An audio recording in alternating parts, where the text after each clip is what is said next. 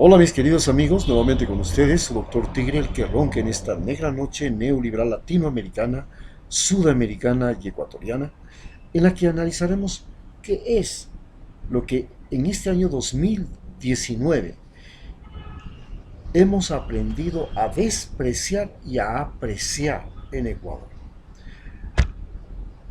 Este año 2019 ha sido el año en que realmente todos los ecuatorianos hemos aprendido a, digamos, a apreciar a Rafael Correa. Y todos los ecuatorianos hemos aprendido también a despreciar a Lenín Moreno.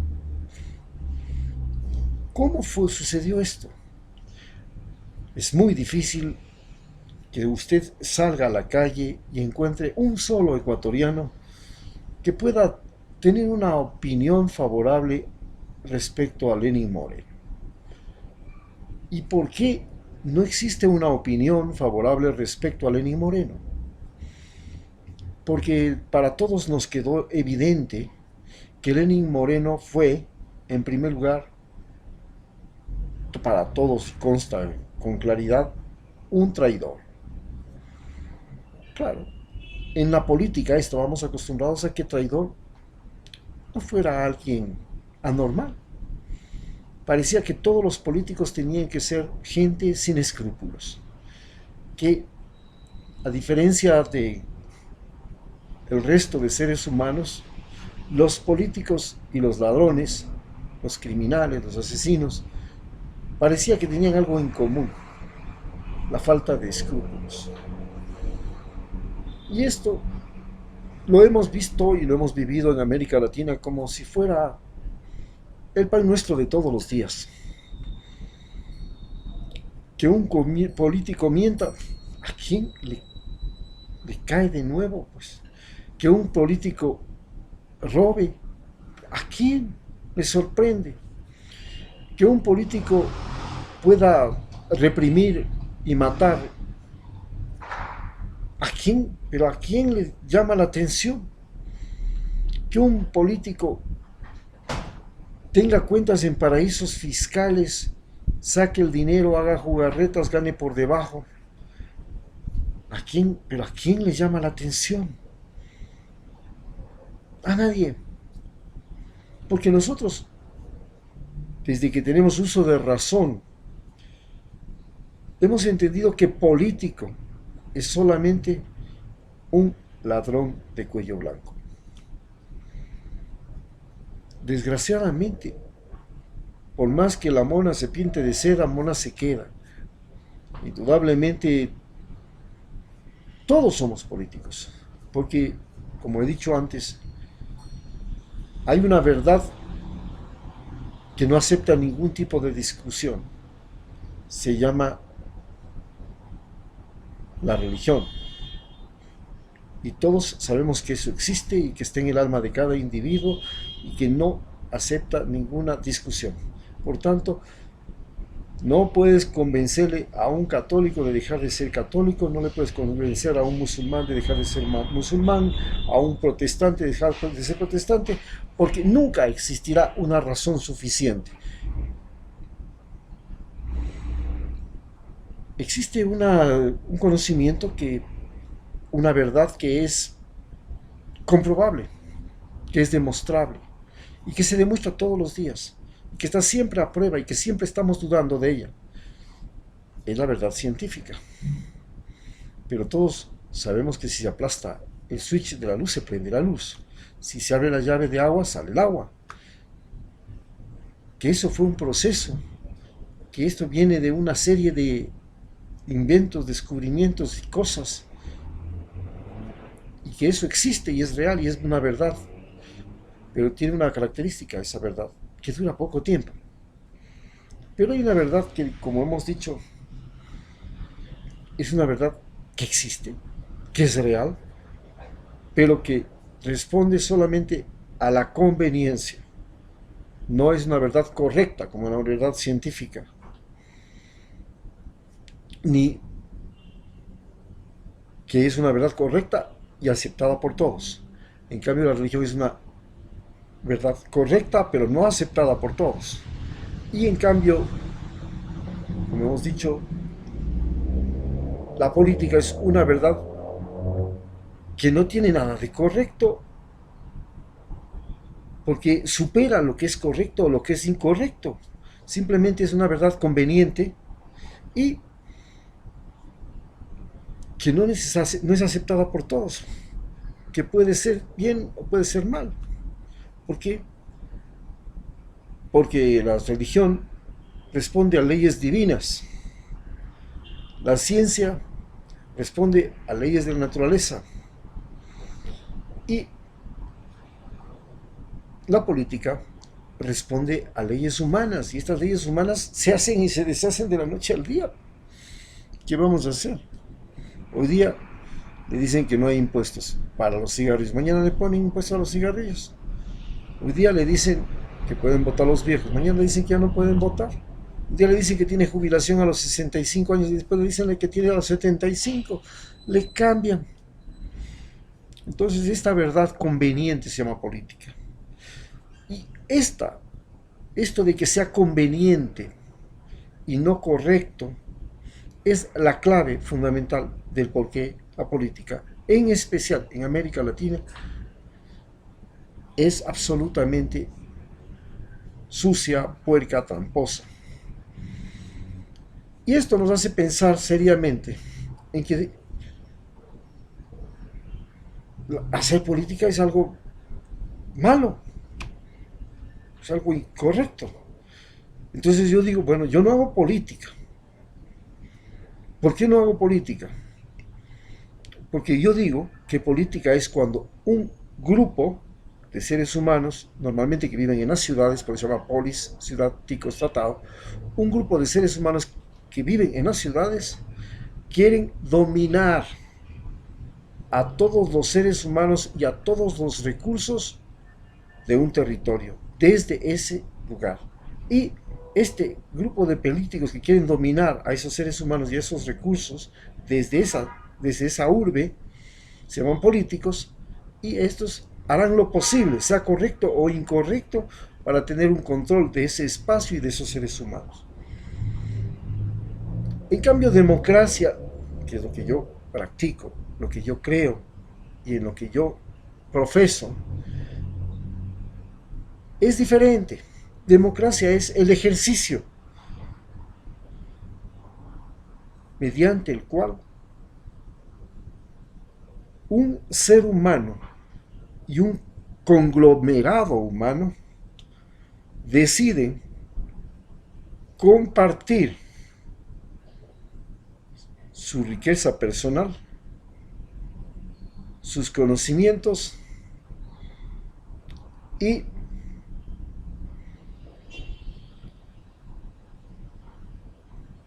su sabiduría, su conocimiento, su saber. Entonces deciden compartir el poder, la riqueza y los conocimientos.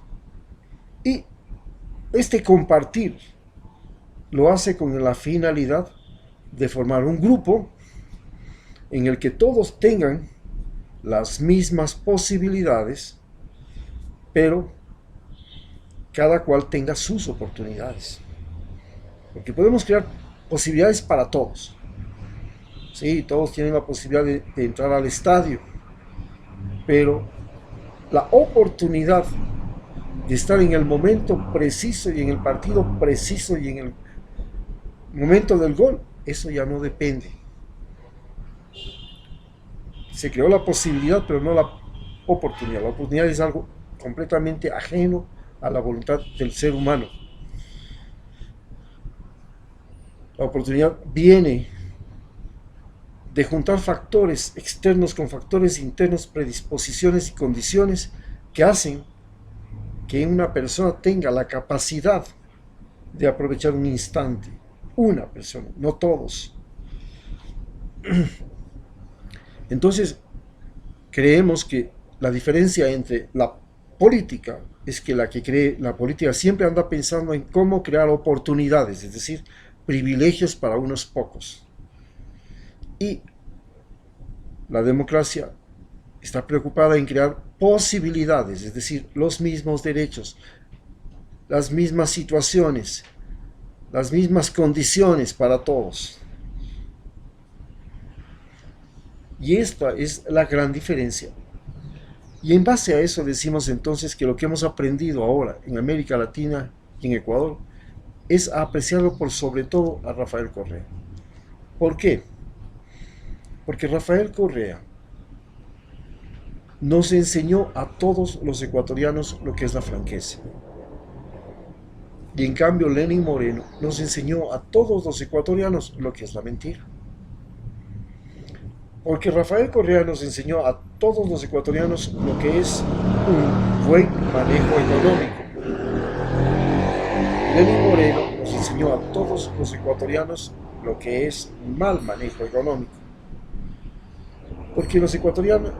Porque Rafael Correa nos enseñó a todos los ecuatorianos que es posible hacer cosas increíbles y extraordinarias. Represas, hidroeléctricas, carreteras, centrales, policías, bueno, increíble. Y Lenín Moreno nos enseñó que para un ecuatoriano todo es imposible. Los imposibles es lo único que existe para Lenín Moreno.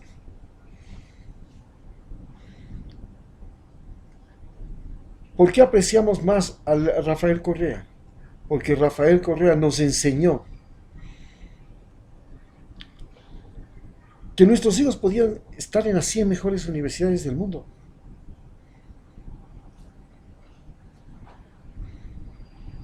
Que no éramos tontos los ecuatorianos. Que no iban a las mejores universidades solamente los más ricos, porque nos habían hecho creer históricamente que los indios, los negros y los mestizos eran más tontos que los blancos, y por eso, y que los pobres, y que los ricos. Entonces, los ricos, no solamente que eran ricos porque tenían más dinero, sino que eran ricos porque eran más inteligentes. Y como eran más inteligentes, entonces ellos sí podían ir a estudiar en las universidades internacionales, en las 100 mejores. Rafael Correa nos demostró que eso no es cierto. Que la inteligencia de los ecuatorianos también estaba en los pobres, y que los pobres también podían ir a estudiar en las 100 mejores universidades del mundo. Eso fue sorprendente, extraordinario, fantástico.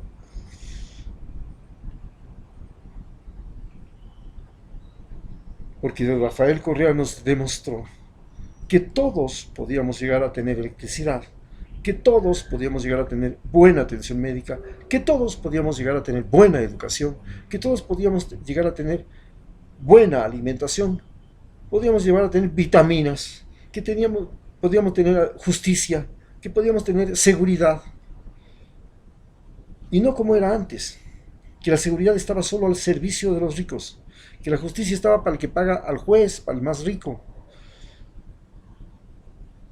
que las medicinas y las posibilidades de buena atención médica eran solo para los más ricos, y que la buena educación era solo para los más ricos. Pero Lenín Moreno nos enseñó que eso no era posible, que los ricos son los que realmente tienen el derecho por nacimiento de hablar por televisión,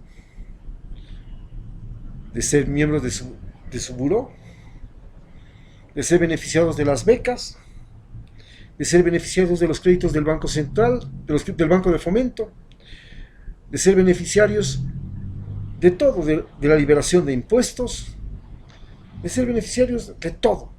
Eso es lo que nos enseñó Lenín Moreno. Por eso, al final de este año, nosotros hemos aprendido a apreciar a Rafael Correa, aunque le hayan dicho que era un, ¿cómo le llamaban? Se inventaron un término muy quiteño, como mandón, ¿cómo le llamaban a él? Prepotente. Ah, que es prepotente, una palabra que nunca más se usó se fue Rafael Correa, era una palabra con dedicatoria, un adjetivo que nunca se había usado, jamás se había usado, pero se inventaron ese adjetivo para Rafael Correa, el prepotente. Bueno, era prepotente, sí. Y viva los costeños, viva las guayacas, porque todo guayaca es prepotente para un serrano, para un quiteño. Todos los guayacas son prepotentes. Pero sí pudimos comprobar que Lenin Moreno era un hipócrita y un traidor. Era un mentiroso. Que no podía hablar, no podía presentarse, aún en las reuniones internacionales, aún ante CNN, aún en el mundo entero, no podía ir a presentarse en ningún lugar sin dejar de decir una mentira. Sin dejar de decir una mentira. Y eso es lo que nos ha enseñado este año 2019, a reconocer y a despreciar a los hipócritas y mentirosos que ahora son parte de su gabinete, que son parte de los asambleístas, que son parte de las cortes de justicia y que son parte de los medios de comunicación. Hemos aprendido a despreciar a los medios de comunicación, por eso les hemos atacado en las protestas. Les hemos aprendido a despreciar a los militares, porque sabemos que están sometidos a la embajada norteamericana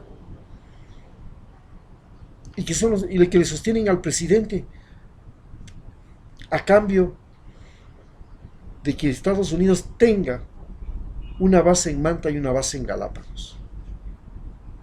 Hemos aprendido a despreciar el hecho de que tengamos militares norteamericanos con sus botas puestas encima de nuestro territorio, violando nuestra Constitución. Eso hemos aprendido en este año. Muchas gracias.